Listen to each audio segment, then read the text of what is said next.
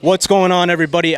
Dylan Napoleone with Home of Fight here in San Diego, California, joined today by the undefeated 2024 PFL World Champion, Dakota Ditcheva. Dakota, I'm going to start off with this. I can't be the only one who, watching this World Cup, has thought of you and your walkout so many times, with your walkout song being used so frequently. Yeah. Have you been getting this a lot?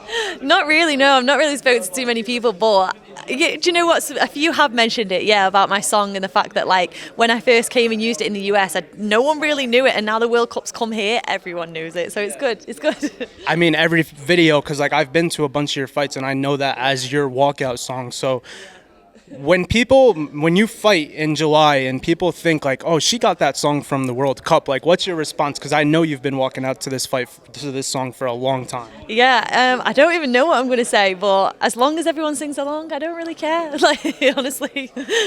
Fair enough. Oh, the elephant in the room, the 1-year layoff for you. I know a lot of this was injury induced, and you've spent a lot of time kind of rehabbing that.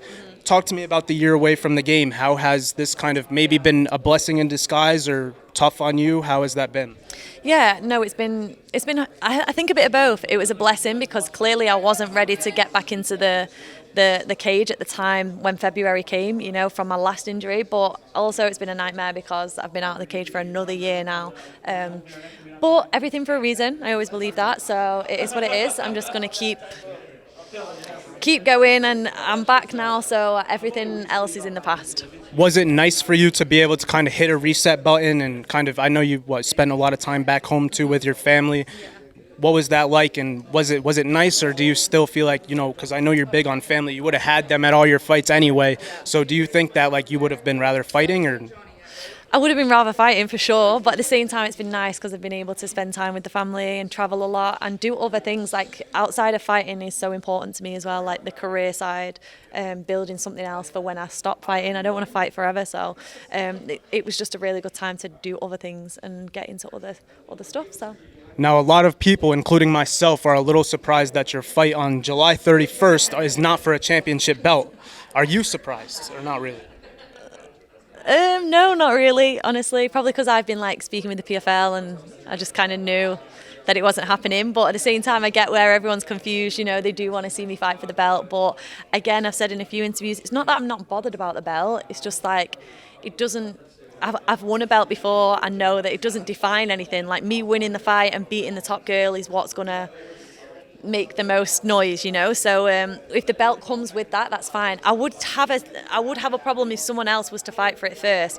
Not that I would kick up a fuss, I would let them do it, but I would be like I should be fighting for it if anyone's going to fight for it.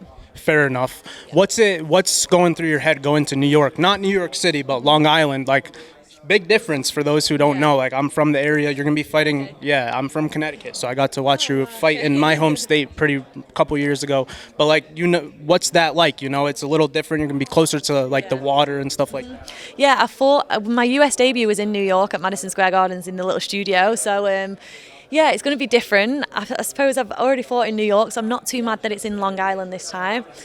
I'll just be mad if they're sending us to do the promo in New York and driving us all the way in that traffic, because I know what New York traffic's like. But yeah, I'm excited that I can go somewhere else and somewhere I've not been. So I feel like for you, one thing is you're able to create a fan base and expand the fan base in all these different places. So Is it more exciting to fight in a different place than it is to fight maybe the same place? Because now you get to put your skill set on display in front of a whole new fan base. Yeah, no, I like to go other places. I don't like to stick in the same place. I like to give people opportunities to see me fight in different areas. A lot of people that can't make one state can come to a different state, and I think that's important that we share it around with the fans. I just wish they would go back home to my followers and fans that are closer to home, because obviously in the States it's amazing. I do have a big fan base here, but I feel like England need to get something a little bit closer. I mean, I loved my fight card when I fought him in Paris. I'd love to go back and be on the Europe shows, but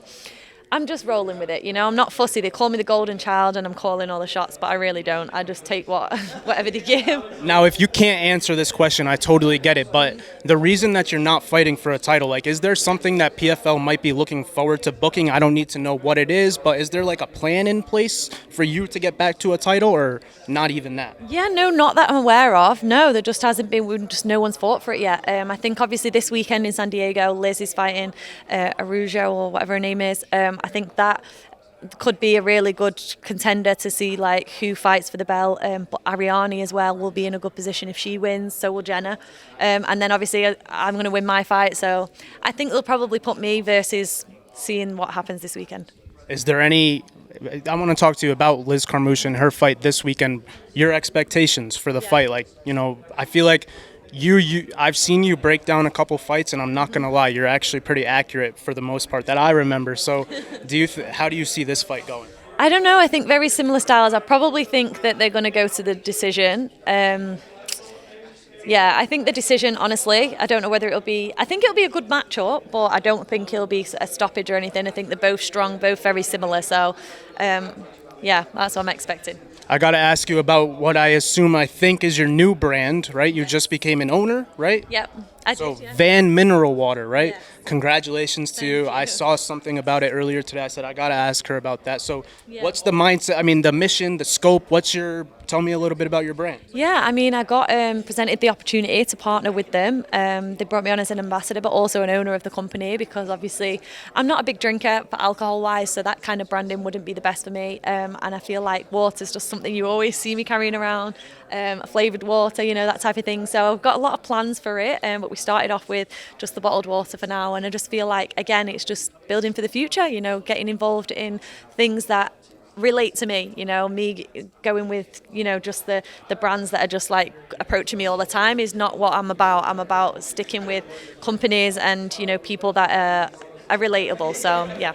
Now, I know you're still very young in your fighting career. You still have a lot of years ahead of you, but is part of this endeavor setting yourself up for the future? Like when fighting is no longer an option and you're ready to maybe coach and hang out and do what a retired fighter does. Like, is that part of your mindset as well? Yeah, everything is now. Yeah, I think obviously fighting is the one thing I love the most. But I mean, if we look back to the last 2 years, I fought once, you know, so everything can just be taken so quickly from you.